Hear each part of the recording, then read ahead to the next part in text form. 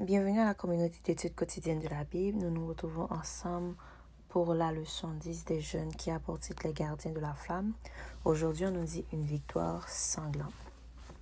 Malala Yousafzai, une jeune fille au Pakistan, a émergé d'une épreuve invincible et est devenue un symbole d'espoir et de courage face à une grande adversité. À l'âge d'à peine 11 ans, elle a défié des restrictions oppressives des talibans sur l'éducation des filles en écrivant ardemment un blog pour la BBC Urdu, inspirant d'innombrables personnes à croire aux droits des filles et à l'éducation à se battre pour l'obtenir. Lors d'une tentative d'assassinat, Malala a été touchée à la tête par un tireur taliban alors qu'elle prenait le bus scolaire. La balle ne l'a pas tuée, mais l'a grièvement blessée. Alors qu'elle luttait pour sa vie, son histoire a captivé des millions de personnes dans le monde entier. En tant que croyants de l'Église adventiste du reste, donc de l'Église du reste, nous œuvrons pour la cause la plus noble qui soit, apporter l'Évangile aux gens de toutes les nations, toutes tribus, toutes langues et tout peuple. Apocalypse 14, verset 6. Nous sommes appelés à être un phare projetant l'espérance, le courage et la lumière dans le monde obscur et confus. Nous devons proclamer la victoire telle qu'est en Jésus, hardiment et passionnément, avec amour et par des actes de grâce. Nos semblables ont besoin d'entendre la bonne nouvelle qu'ils peuvent échapper aux restrictions oppressives de Satan et du péché.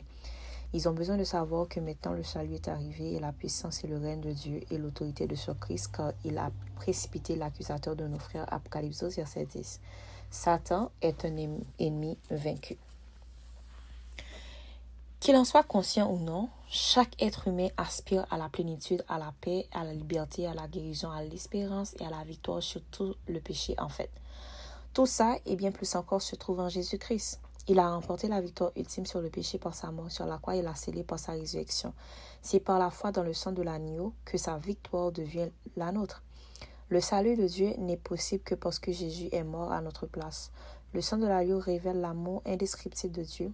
L'acceptation de son amour est le seul moyen par lequel l'obéissance nous influence de la grâce est possible. La controverse implique des aides surnaturelles et affecte les mouvements géopolitiques, religieux et sociaux, mais elle ébranle aussi les individus dans leur fondement même.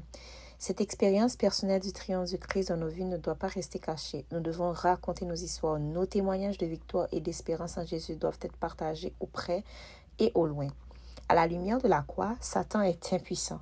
Lorsque nous témoignons de sa fidélité et de la victoire de Dieu, Satan perd son contrôle sur les gens. Lorsque nous aimons Dieu plus que notre vie, Jésus est glorifié et devient irrésistible pour le chercheur honnête. Donc, c'est ce que nous avons apporté pour vous au cours de la leçon des jeunes d'aujourd'hui qui avait pour titre une victoire sanglante.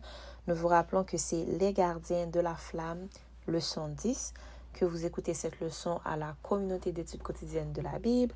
Que Dieu vous bénisse. Au revoir.